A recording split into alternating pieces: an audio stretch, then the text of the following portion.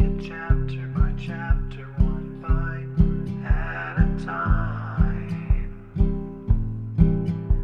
So many adventures and mountains we can climb.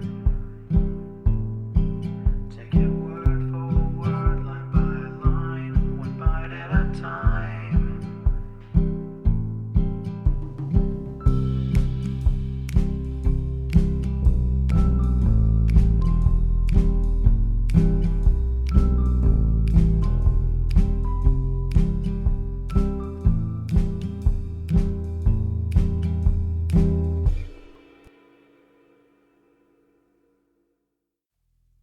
Welcome to Bite at a Time Books, where we read you your favorite classics one bite at a time. My name is Bree Carlile, and I love to read, and wanted to share my passion with listeners like you. If you enjoy our show, be sure to follow us so you get all the new episodes. If you want to see exclusive behind the scenes of our show, follow us on YouTube. We would also love for you to drop us a rating on your favorite podcast platform and share our show with your friends. You can catch us on all the social medias at Bite at a Time Books. We are currently running a contest on our social media for the duration of Season 10 to win a copy of the complete Anne of Green Gables series. Today, we will be continuing Anne of Green Gables by Lucy Maud Montgomery. Chapter 13. The Delights of Anticipation. "It's time Anne was in to do her sewing," said Marilla, glancing at the clock and then out into the yellow August afternoon where everything drowsed in the heat. "She stayed playing with Diana more than half an hour more than I gave her leave to, and now she's perched out there on the woodpile talking to Matthew 19 to the dozen when she knows perfectly well she ought to be at her work. And of course he's listening to her like a perfect ninny. I never saw such an infatuated man.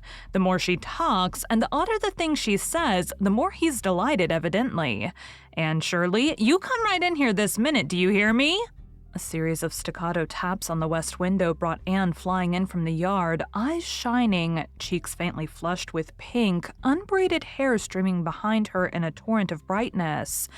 "Oh, Marilla," she exclaimed breathlessly, "there's going to be a Sunday school picnic next week in Mr. Harmon Andrews' field right near the Lake of Shining Waters, and Mrs. Superintendent Bell and Mrs. Rachel Lynde are going to make ice cream. Think of it, Marilla, ice cream. And oh, Marilla, can I go to it?" "Just look at the clock, if you please, Anne. What time did I tell you to come in?" 2:00? But isn't it splendid about the picnic, Marilla? Please, can I go? Oh, I've never been to a picnic. I've dreamed of picnics, but I've never— "Yes, I told you to come at 2:00, and it's 2:45. I'd like to know why you didn't obey me, Anne." "Why, I meant to, Marilla, as much as could be. But you have no idea how fascinating Idlewild is. And then, of course, I had to tell Matthew about the picnic. Matthew is such a sympathetic listener. Please, can I go?" "You'll have to learn to resist the fascination of whatever you called it. When I tell you to come in at a certain time, I mean that time and not half an hour later. And you needn't stop to discourse with sympathetic listeners on your way, either. As for the picnic, of course you can go. You're a Sunday school scholar, and it's not likely I'd refuse to let you go when all the other little girls are going." But, faltered Anne. "Diana says that everybody must take a basket of things to eat. I can't cook, as you know, Marilla, and I don't mind going to a picnic without puffed sleeves so much, but I'd feel terribly humiliated if I had to go without a basket. It's been preying on my mind ever since Diana told me." "Well, it needn't prey any longer. I'll bake you a basket." "Oh, you dear good Marilla. Oh, you are so kind to me. Oh, I'm so much obliged to you." Getting through with her O's, Anne cast herself into Marilla's arms and rapturously kissed her sallow cheek. It was the first time in her whole life that childish lips had voluntarily touched Marilla's face. Again, that sudden sensation of startling sweetness thrilled her. She was secretly vastly pleased at Anne's impulsive caress, which was probably the reason why she said brusquely, There, never mind your kissing nonsense. I'd sooner see you doing strictly as you're told. As for cooking, I mean to begin giving you lessons in that some of these days. But you're so feather-brained, Anne, I've been waiting to see if you'd sober down a little and learn to be steady before I begin. You've got to keep your wits about you in cooking and not stop in the middle of things to let your thoughts rove all creation. Now, get out your patchwork and have your square done before tea time." "I do not like patchwork," said Anne dolefully, hunting out her work basket and sitting down before a little heap of red and white diamonds with a sigh. "I think some kinds of sewing would be nice, but there's no scope for imagination in patchwork. It's just one little seam after another, and you never seem to be getting anywhere. But of course I'd rather be Anne of Green Gables sewing patchwork than Anne of any other place with nothing to do but play.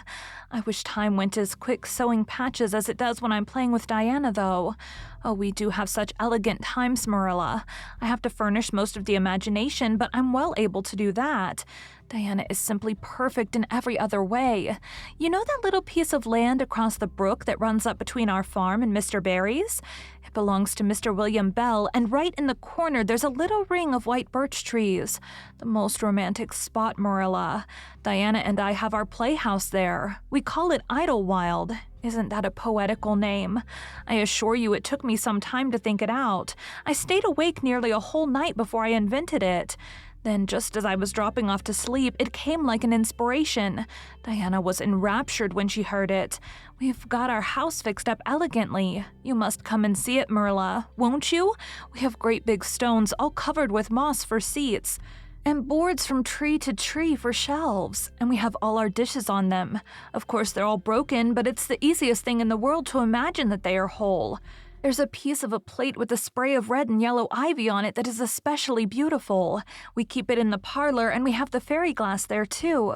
The fairy glass is as lovely as a dream. Diana found it out in the woods behind their chicken house. It's all full of rainbows, just little young rainbows that haven't grown big yet. And Diana's mother told her it was broken off a hanging lamp they once had. But it's nice to imagine the fairies lost it one night when they had a ball, so we call it the fairy glass. Matthew's going to make us a table. Oh, we have named that little round pool over in Mr. Barry's field Willowmere. I got that name out of the book Diana lent me. That was a thrilling book, Marilla. The heroine had 5 lovers. I'd be satisfied with one, wouldn't you? She was very handsome, and she went through great tribulations. She could faint as easy as anything. I'd love to be able to faint. Wouldn't you, Marilla? It's so romantic. But I'm really very healthy for all I'm so thin. I believe I'm getting fatter, though. Don't you think I am? I look at my elbows every morning when I get up to see if any dimples are coming. Diana's having a new dress made with elbow sleeves. She's going to wear it at the picnic. Oh, I do hope it will be fine next Wednesday. I don't feel that I could endure the disappointment if anything happened to prevent me from getting to the picnic. I suppose I'd live through it, but I'm certain it would be a lifelong sorrow. It wouldn't matter if I got to 100 picnics in after years. They wouldn't make up for missing this one. They're going to have boats on the Lake of Shining Waters, and ice cream, as I told you. I've never tasted ice cream. Diana tried to explain what it was like, but I guess ice cream is one of those things that are beyond imagination. "And you have talked even on for 10 minutes by the clock," said Marilla. "Now, just for curiosity's sake, see if you can hold your tongue for the same length of time."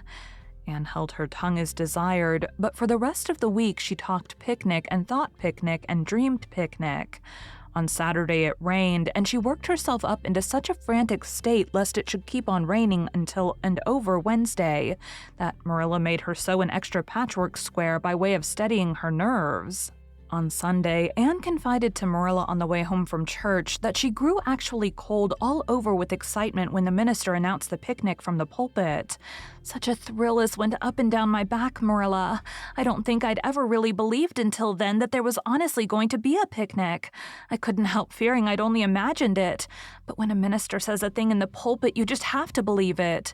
"You set your heart too much on things, Anne," said Marilla with a sigh. "I'm afraid there'll be a great many disappointments in store for you through life."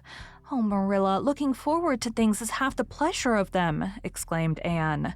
"You mayn't get the things themselves, but nothing can prevent you from having the fun of looking forward to them. Mrs. Lynde says, 'Blessed are they who expect nothing, for they shall not be disappointed.' But I think it would be worse to expect nothing than to be disappointed." Marilla wore her amethyst brooch to church that day as usual. Marilla always wore her amethyst brooch to church. She would have thought it rather sacrilegious to leave it off, as bad as forgetting her Bible or her collection dime. That amethyst brooch was Marilla's most treasured possession. A seafaring uncle had given it to her mother, who in turn had bequeathed it to Marilla. It was an old-fashioned oval containing a braid of her mother's hair, surrounded by a border of very fine amethysts. Marilla knew too little about precious stones to realize how fine the amethysts actually were, but she thought them very beautiful and was always pleasantly conscious of their violet shimmer at her throat, above her good brown satin dress, even although she could not see it. Anne had been smitten with delighted admiration when she first saw that brooch. "Oh, Marilla, it's a perfectly elegant brooch. I don't know how you can pay attention to the sermon or the prayers when you have it on. I couldn't, I know.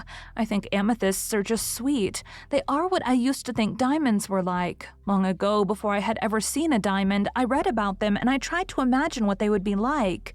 I thought they would be lovely, glimmering purple stones. When I saw a real diamond in a lady's ring one day, I was so disappointed I cried. Of course, it was very lovely, but it wasn't my idea of a diamond. Will you let me hold the brooch for 1 minute, Marilla? Do you think amethysts can be the souls of good violets?" Thank you for joining Bite at a Time Books today, while we read a bite of one of your favorite classics. If you enjoy our show, be sure to follow us so you get all the new episodes. If you want to see exclusive behind the scenes of our show, follow us on YouTube. We would also love for you to drop us a rating on your favorite podcast platform and share our show with your friends. You can catch us on all the social medias at Bite at a Time Books. We are currently running a contest on our social media for the duration of Season 10 to win a copy of the complete Anne of Green Gables series. Again, my name is Bree Carlile, and I hope you come back tomorrow for the next bite of Anne of Green Gables.